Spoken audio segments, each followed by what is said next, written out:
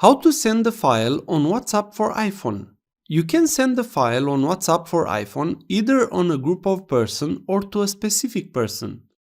Let's see how you can send a file on WhatsApp to somebody. Tap on the person chat. If you did not start a conversation with that person, you could start the chat with the compose button from the top. You have here a plus button on the bottom. If you wish to send the file, tap it. You can send a document, a picture, and an audio file to this person. Let's send the document. Tap on the document. Select the document. Tap on Send.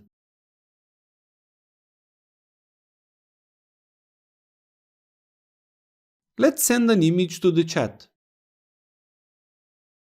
Tap on Photos and Videos library. Select the image. Here, you can crop the image, edit it, or even add smiles. After you have done this, you can add the caption and tap Send. If this was useful, please like, share, and subscribe.